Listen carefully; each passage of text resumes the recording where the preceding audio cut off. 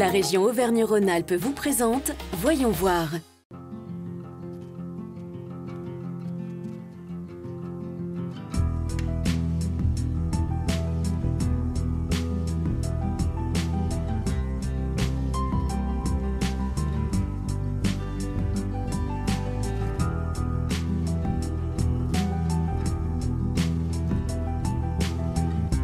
Bonjour et bienvenue dans ce nouveau numéro de Voyons voir consacré au BTP, bâtiments et travaux publics. Poids lourd de l'économie, ce secteur s'occupe de la construction, l'aménagement, l'entretien ou encore la démolition. Nous nous sommes intéressés à ce domaine dont les perspectives de recrutement sont très nombreuses et qui doit relever aujourd'hui des défis aussi bien techniques qu'écologiques. Rendons-nous tout de suite sur un chantier qui tente de répondre à tous ces enjeux.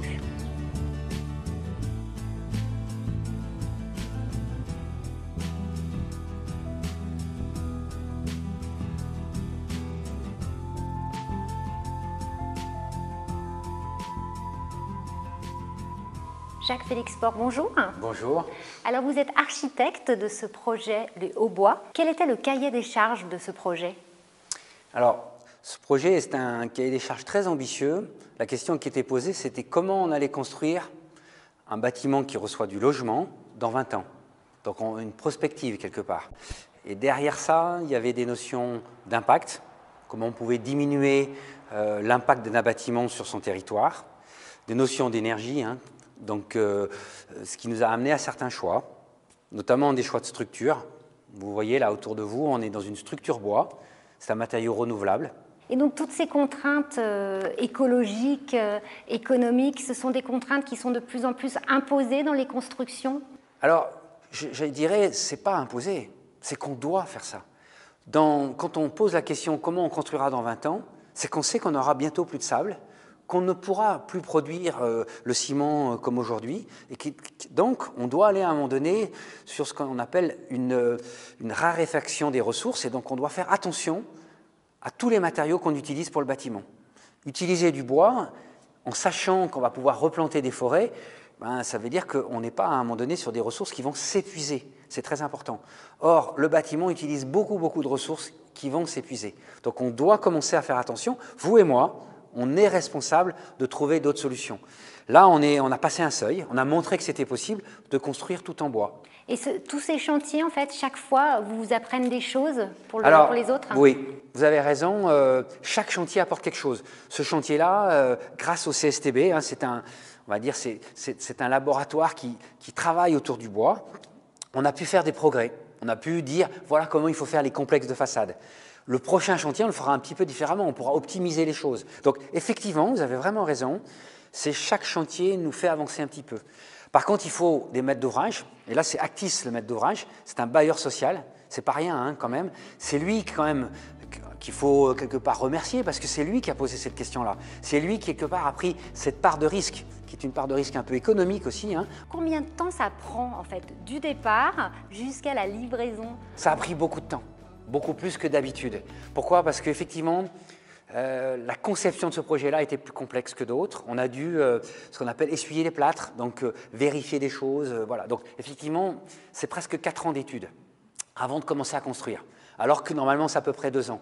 Mais 4 ans d'études pour vérifier des choses, pour notamment faire de la pédagogie auprès des entreprises qui ont construit ce bâtiment-là. Là, où est-ce qu'on en est actuellement? Alors là, on en est juste avant ce qu'on appelle nous le second œuvre, c'est-à-dire le cloisonnement, la mise en place de l'électricité, ce qui va séparer les logements entre eux, et puis les finitions. On va avoir du parquet, on va avoir du sol collé, on va avoir du carrelage, de la faïence, les salles de bain. Voilà, on en est là. Fin de l'année, ça devrait être fini. Ça va être super. Ouais, super. Merci beaucoup de nous avoir parlé avec autant de passion de votre métier et de ce projet surtout. Merci à vous de venir faire ce type de film, c'est très important. Merci. Mais le BTP ne se résume pas qu'à la construction de bâtiments. Parfois, cela peut être un projet d'amélioration de vie quotidienne, comme l'édification de ce mur anti-bruit végétalisé le long d'une grosse voie d'accès à Grenoble. Pour faire face à un trafic routier croissant dans la métropole et améliorer les conditions de sécurité des automobilistes, des travaux d'envergure sont en cours sur l'A480 depuis 2019. Et près du pont de Catane, il n'y aura bientôt plus que du verre sur la bretelle d'entrée d'autoroute en direction de Lyon.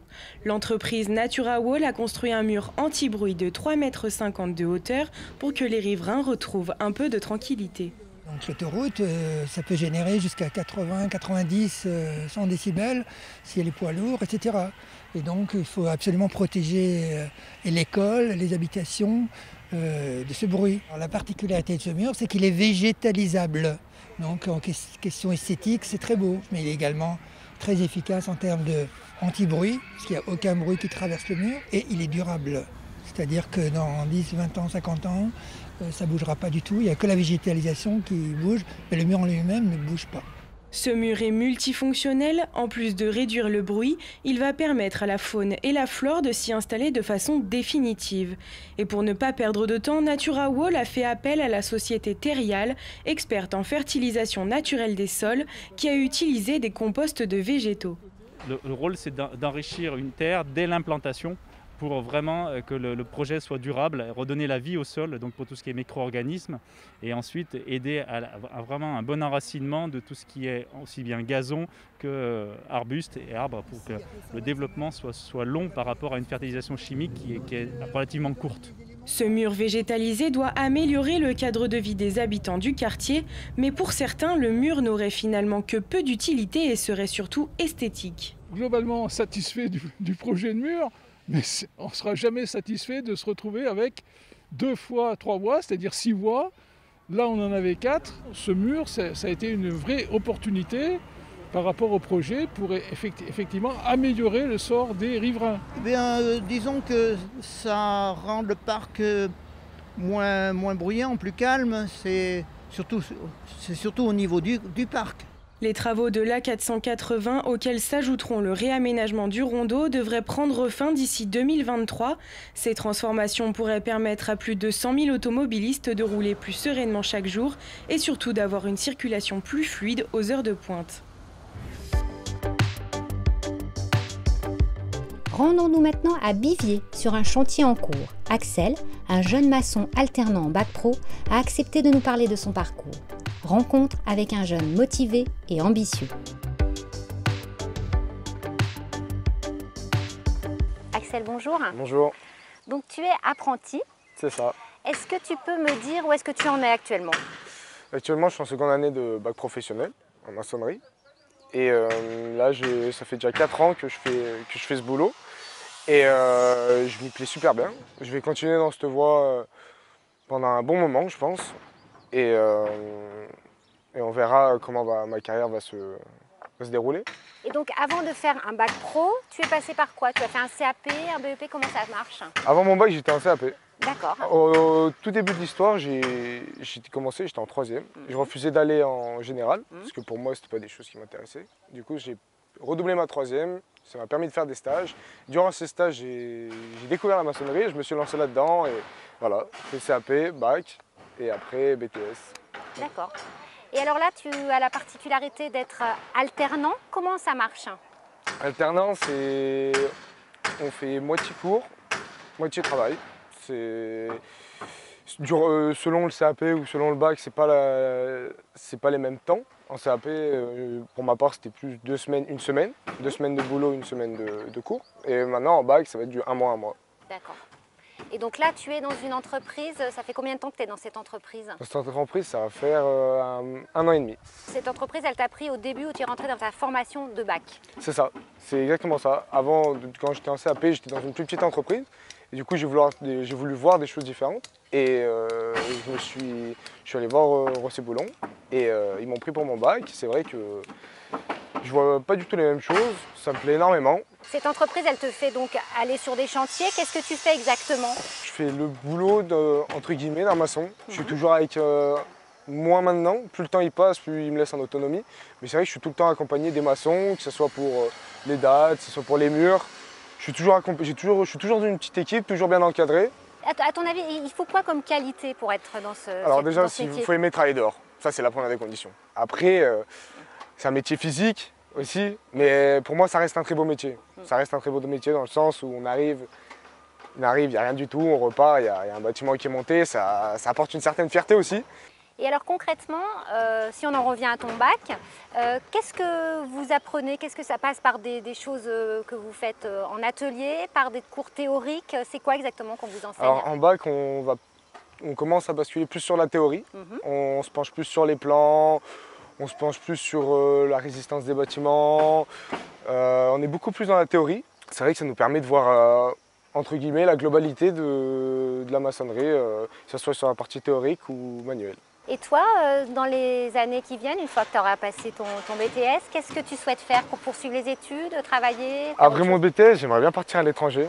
J'aimerais bien partir aux États-Unis, si possible, pour faire une licence. Et après, je verrai bien où la vie me mène. Je pense pouvoir me fixer des objectifs encore plus loin. Eh bien Axel, on te souhaite beaucoup de réussite Je vous remercie. dans ta vie professionnelle. Je vous remercie.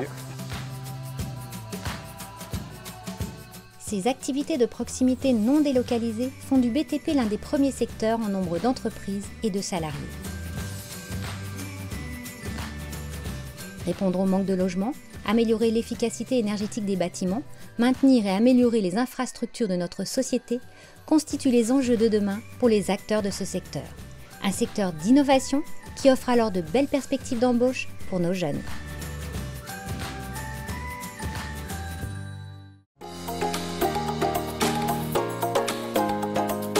La région Auvergne-Rhône-Alpes vous a présenté Voyons voir.